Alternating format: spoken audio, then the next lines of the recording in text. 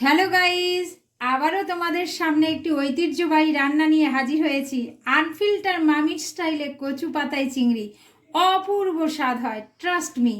তোমরাও একবার বানিয়ে গরম গরম ভাতের সাথে খেয়ে দেখবে, ফাটাফাটি টেস্ট লাগে। তাহলে চলো শুরু করি। এখানে আমি 4টে পদ্মমান পাতা নিয়েছি।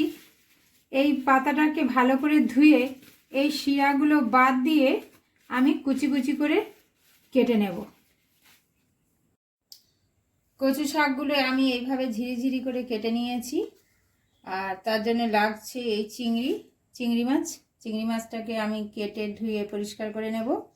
আর নারকেল আছে, নারকেল কোড়া, এই নারকেলটাকে আমি বেটে নেব, মিহি করে বাটবো। আর এখানে আছে সাদা সর্ষে আর 2টো কাঁচা লঙ্কা, এটাকেও মিহি করে বেটে নেব। আর এখানে অল্প একটু কালো জিরে, এটাকেও বেটে নেব। আর আছে পোস্ত, সবই মিহি করে বাটতে হবে। আর তার জন্য লাগছে হচ্ছে হলুদ আর সর্ষের তেল। এখানে সর্ষের তেলের পরিমাণটা একটু বেশি লাগবে। এইগুলো আমি সব কিছু মিহি করে বেটে নেব। জল ফুটে গেছে, এবার শাকগুলোকে আমি হাই ফ্লেমে 10 মিনিট সেদ্ধ করে নেব। শাক আমার সেদ্ধ হয়ে গেছে, এবারে আমি এটাকে ঝারিয়ে নেব, জল ঝারিয়ে নেব। এবার আমার কড়া গরম হয়ে গেছে, এবার আমি একটু তেল দিলাম। এই রান্নায় কিন্তু একটু তেল বেশি লাগবে,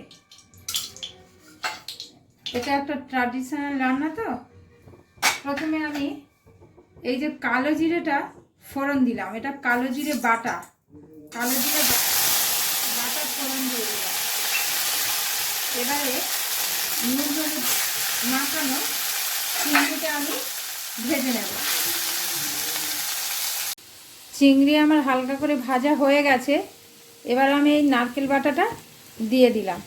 এই নারকেল বাটাটা চিংড়ির সাথে ভালো করে কষিয়ে নিতে হবে, যতক্ষণ না নারকেল থেকে একটা ভাজা ভাজা হয়ে আসছে। নারকেলটা এখানে একটু ভাজা ভাজা হয়ে গেছে, এবার আমি আর একটু তেল দিলাম। এই রান্নায় আবারও বলছি একটু তেল লাগবে, তেল দিলাম। এবারে একটু নেড়ে এই পোস্ত বাটাটা দিয়ে দিতে হবে, দিয়ে এটাও ভালো করে নাড়তে। পোস্তটাও ভাজা ভাজা হয়ে গেছে, এবারে আমি এই কচু শাকটা দিয়ে দেব, দিয়ে ভালো করে নেড়ে নেড়ে এর সাথে মিশিয়ে দিতে হবে। একটু টাইম লাগবে, এটা একটু টাইম সাপেক্ষ ব্যাপার। এবার আমি পরিমাণ মতন একটু লবণ দিলাম। আর এই সর্ষের সাথে কাঁচা লঙ্কা বাটা আছে, এটা আমি দিয়ে দিলাম। দিয়ে এটাকে ভালো করে এই শাকের সাথে কষাতে হবে। কষিয়ে কষিয়ে আমাকে আরও টাইম নিয়ে রান্না করতে হবে। এবার আমার প্রায় শাকের সাথে এগুলো মিশে গেছে, এবার আমি একটু এই অল্প একটু জল দিলাম, দিয়ে আরও আমাকে ভালো করে আর একটু টাইম ধরে কষাতে হবে। আমার হয়ে গেছে মোটামুটি। এবার একটু স্বাদ মতো আমি একটু চিনি দিলাম। আর যেহেতু সর্ষে বাটার সাথে কাঁচা লঙ্কা ছিল বাটা, সেই জন্য আর আমি এই জাস্ট উপর থেকে 2টো কাঁচা লঙ্কা ছড়িয়ে দিলাম। আর এবারে আমাকে একটু নেড়ে আর তেল দিতে হবে, কাঁচা সর্ষের তেল উপর থেকে ছড়িয়ে দিতে হবে। এই রান্নাটা একটু সর্ষের তেলই লাগবে।